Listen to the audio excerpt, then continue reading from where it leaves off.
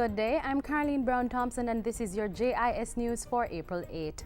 The public can now access full services at health facilities as doctors agreed to resume duties following a meeting with government officials on Friday.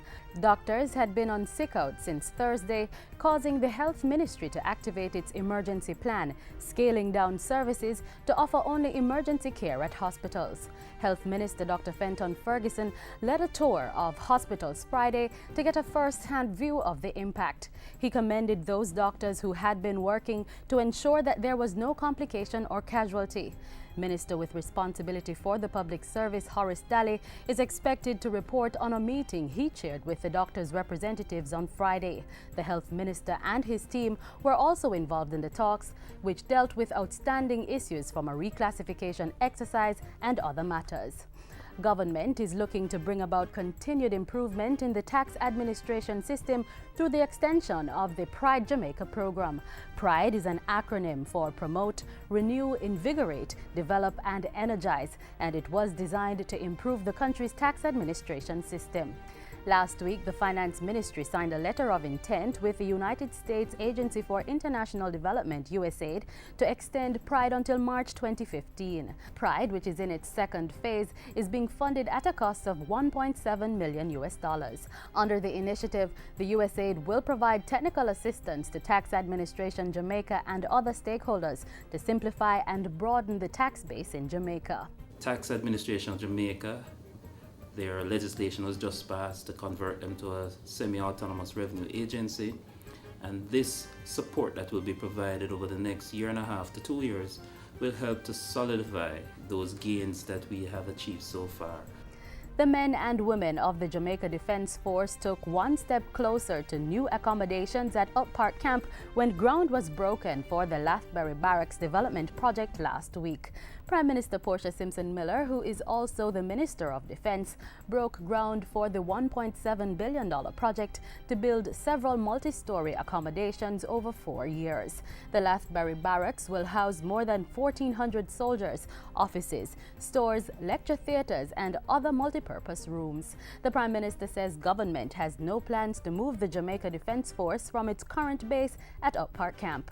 No longer will any government, no matter what party they represent, make any suggestion of the JDF removing from the capital and the cultural capital of the Caribbean from Kingston. The Lathbury Barracks will be built by the JDF's Engineer Regiment with help from the Urban Development Corporation and the National Housing Trust.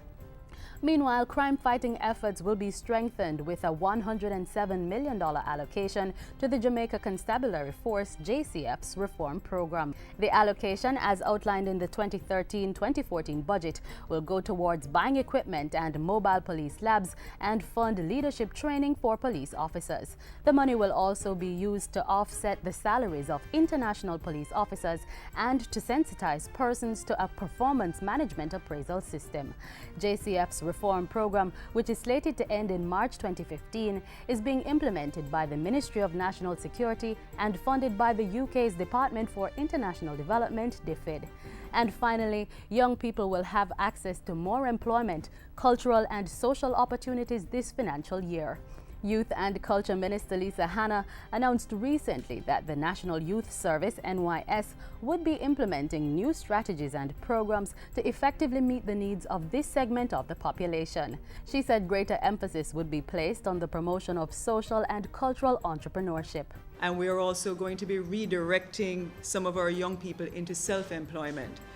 We're looking at areas like agricultural entrepreneurship, a lot more mentoring for our rural youth. We're looking at craft and fashion design, and we're looking at manufacturing for some of our urban young people.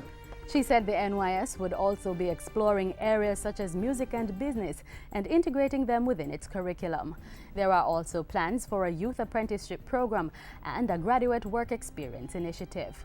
Minister Hanna said some 11,584 young people would be targeted for the various programs which are part of celebrating the NYS's 40th anniversary. And that's it for JIS News Today. I'm Caroline Brown-Thompson. Thanks for watching.